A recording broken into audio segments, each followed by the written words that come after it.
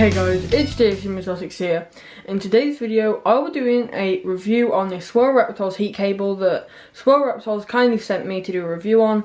And so today I will just be putting it through its paces, showing you what it's good at, what it's not so good at, and just showing you if you should buy this product or not, and what kind of animals, or what kind of setups it would work really well with. So we'll get straight into the review. Okay, so this is how it will come in the box. I have already opened this, which is why there's no seals on it. There was actually a seal just on the bottom there, but I've took that off now. And the first thing I'm going to do is just tell you a little bit about what is on the box. So on the front here, it's just got your lengths and your wattages. Now it comes in 4, 5, 7 and 9 meters, and obviously the longer the cable, the higher the wattage. The 5 meters is a 25 watt, which is what I've got. And then we'll get onto the back. So here it says, allocate heat to specific parts of your terrarium, can be used outside or inside the enclosure, with the ability to safely wrap around existing plants and decor. Added 2 meters of flex allows easy installation and can be used for incubators or placed on racks to warm lizard or snake hatchlings.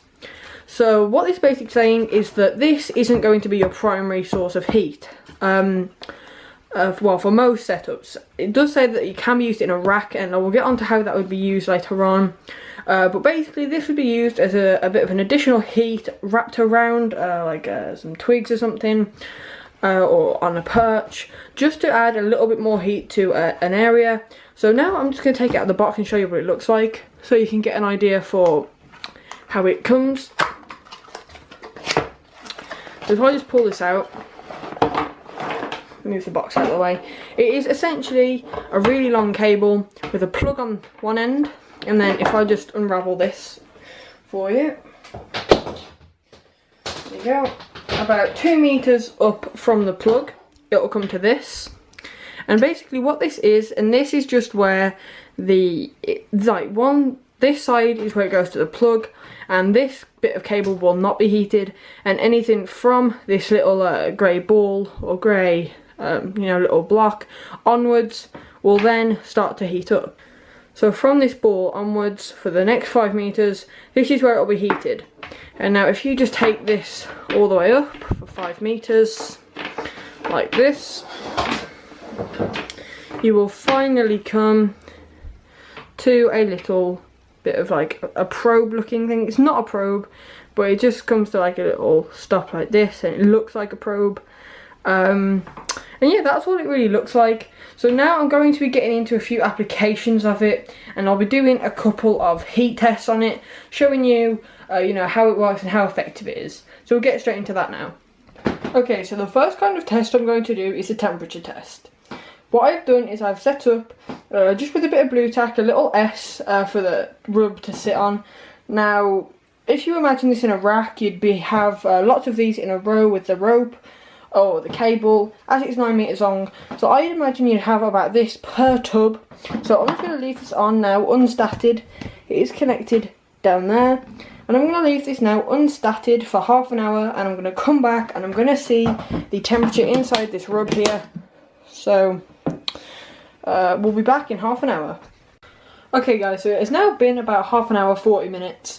And I've now got my temperature gun here, and this has just been unstatted for 40 minutes. So I'm just going to go ahead and put this on here now, and just see what kind of temperature we get. So here we go. Just get in there. Okay, God, I can't. Okay, so we're getting about 86. It's kind of going 85, 86, 88. There you go. There's one about 89. And also, it's not also dependent on the actual cable itself, because if we move out of the way, you can see I only have 3 lines of it. If you were to tightly pack this like that and do more lines, obviously you're going to get a more intense kind of heat. But as you can tell by that little test there, this isn't really going to be your main source of heat, because it's a very slight heat. It's just going to add something extra for your reptile. And so now I'm going to show you some applications you could use this for if you're not just going to be using it as a primary source of heat under a rub or something. So yeah, we'll get straight into that now. So I'm also not saying that this cable should go unstatted, because I recommend any heat, you know, a kind of appliance that you use should have some sort of thermostat on it. But as you can see, it's not going to get ridiculously hot like heat pads would. Well, you could probably make it go very hot if you very closely bundled it together. But just for an average bit of use, like wrapping it around something, or like I did it, you're not going to get very high temperatures. It's not going to be a primary source of heat. So now we're going to go over to rug, and we're going to show you another kind of use for this kind of heat cable. Okay guys, so this is rug, my carpet python's enclosure.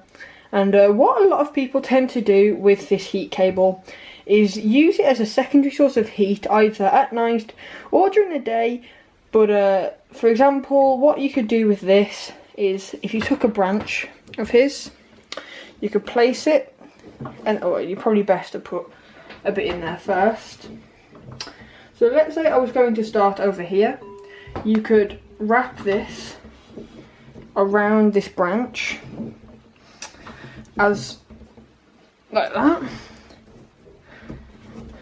So as you can see, the cable is going along the branch, and if I was to do it in this enclosure, I would probably do it along the grey vines, just so it would blend in a bit more. But basically what this would mean now is, if rug was going to go and sit on this branch now, not only would he have the heat coming off the ceramic bulb up there, but you would also have a secondary source of heat coming from this heat cable. And as we've already established, this isn't a very harsh, rash heat. This is just kind of like a subtle heat that you'll get. So it can be very effective. Now, in terms of keeping that on there, I would recommend using a cable tie. So something like, yeah, something like one of these that just ties around, and then you could wrap it around that and keep it on. Or additionally, you could use something like this, which the cable would fit into, like that. And then you'd hammer that into something, and that would keep it in place either along a wall or on the floor. So they can be used in many different ways, but those are the main ways I've seen them used. You know, when I have seen them used, because they're not the most popular form of heating, but they do have their pros. So that's the different ways you can use them. I hope you've enjoyed this video. If you have,